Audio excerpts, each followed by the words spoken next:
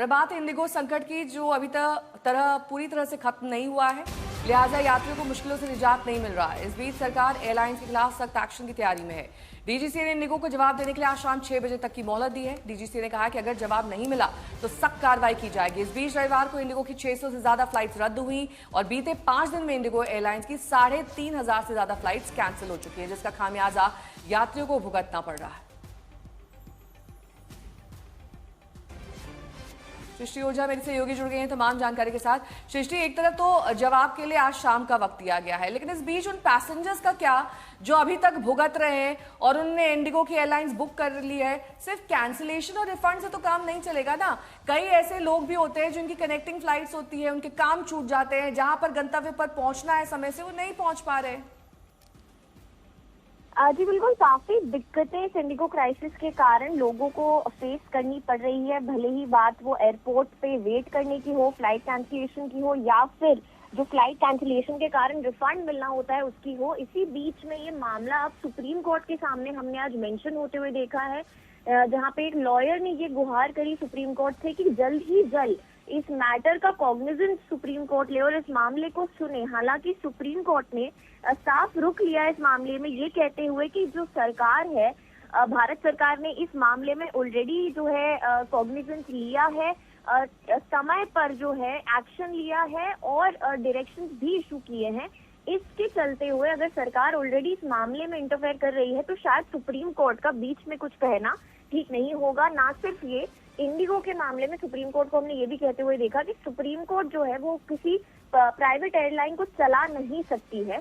सरकार जो है वो अपना काम कर रही है और ऐसा लग रहा है कि टाइमली सभी जो डायरेक्शंस है वो इशू किए जा रहे हैं। तो सुप्रीम कोर्ट ने इस मामले को सुनने से, आज जो है इस मामले को लिस्ट करने से या इस मामले का संज्ञान लेने से अभी के लिए तो मना किया है, लेकिन दिल्ली हाई कोर्ट वेडनेसडे को इस मामले में सुनवाई करेगा। जो आपने रिफंड की बात करी और जो पैसेंजर्स हैं जो एयरपोर्ट पे हैं और उन्हें पता नहीं कि जो दिक्कतें काफी फेस कर रहे हैं, इस मामले में जो याचिका फाइल की गई है दिल्ली हाईकोर्ट के सामने, उसकी सुनवाई हम हाईकोर्ट के सामने वेडनेसडे को होते हुए देखेंगे।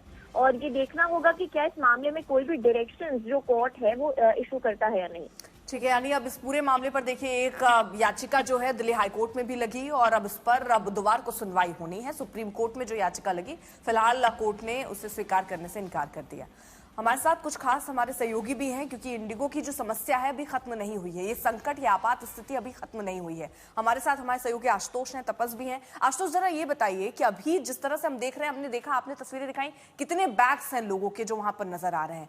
आज ये कहा जा रहा था कि सिचुएशन बेहतर हो रही है, लेकिन फिर खबरें आई कि और फ्लाइट्स कैंसिल हो रही हैं। आपसे जवाब मांगा जा रहा है, आप सिचुएशन संभाल ही नहीं पा रहे हैं। दिक्कत कहां है? केवल इंडिगो फ्लाइट के साथ ये समस्या क्यों आ रही है? क्योंकि जो रोस्टर का पालन करना था, जो डीजीसीए ने नई नियमावली बनाई थी, वो डेली करते रहे। उनको लगा कि ठीक है, जब तक टाल सकते हैं तब तक टाल सकते हैं। हमने देखा है इस देश में कई सारे लोग ये मान के चलते हैं जैसा चल रहा है वैसा चलता रहेगा।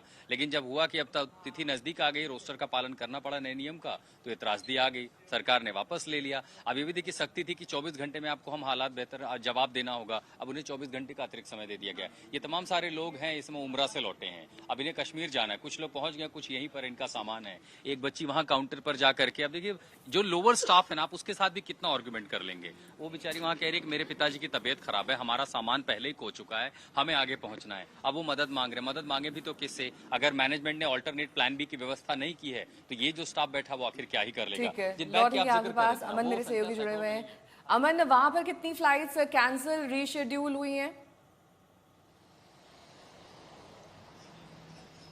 देखिए 8 फ्लाइट्स हैं अभी सुबह से लेकर अब तक जो कैंसिल हुई हैं, जिसमें से 2 फ्लाइट्स मुंबई की हैं, जम्मू, हैदराबाद, बेंगलोर, दिल्ली, श्रीनगर। तो ये 8 फ्लाइट्स हैं जो कैंसिल हुई हैं और कल कुल 9 फ्लाइट्स थी। परसों सैटरडे के दिन 18 फ्लाइट्स थी। तो अब तक आंकड़ा ये 70 से 80 फ्लाइट्स का पहुंच चुका है। और चंडीगढ़ एयरपोर्ट पर डेली 12 से 13 हज़ार पैसेंजर्स की आवाजाही रहती है और 30 के करीब फ्लाइट्स हैं जो यहाँ से ऑपरेट होती हैं। 84 आज कुल फ्लाइट्स हैं, जिसमें से 8 कैंसिल हो चुकी हैं और 29 फ्लाइट्स स्केड्यूल्ड हैं। लेकिन पिछले 3 दिन की मैनेजमेंट में ही जो इंडिगो एयरलाइन है वो उलझी हुई है। एयरपोर्ट जो एडमिनिस्ट्रेशन सिचुएशन है वो उलझा हुआ है, क्योंकि लोगों का रिफंड है, बैगेज लगेज घर पहुंचाना है। उसके अलावा रीस्केड्यूलिंग ठीक है। में और अवेलेबिलिटी फ्लाइट्स की बनी रहे, इसके लिए काफी ज्यादा क्योस है और उसके लिए अथॉरिटी लगी भी हुई ठीक है है। अमन, आपको और जरा रोक रहे हैं। चंडीगढ़ का हाल तो आपने बता दिया, कोलकाता के हाल क्या है? वहां पर कितनी फ्लाइट तपस कैंसिल हुई है? क्या जो लोग वहां फंसे हैं उनको सारी जानकारियां मिल रही हैं? उनको जो नियम के तहत खाना या रुकने की सुविधा है ये मिल रही है या नहीं? जी देखिए, अभी तक ये आंकड़े सामने नहीं आए हैं कि आज कितनी फ्लाइट्स कैंसिल्ड है, लेकिन जो अफरा तफरी का माहौल हमने देखा था कि 5 और 6 दिसंबर को जो देखने को मिला था वो फिलहाल कोलकाता एयरपोर्ट में नहीं दिख रहा है। हमने कुछ यात्रियों से बात की जिनकी फ्लाइट्स पहले ही 2-3 दिन पहले शेड्यूल थी, उन्हें रेस्केड्यूल करके आज सुबह कहीं 3 बजे 4 बजे के वक्त उन्हें इन्फॉर्मेशन दी गई उनकी फ्लाइट्स आज दोपहर को 12 बजे 2 बजे के बीच फ्लाई करेंगी।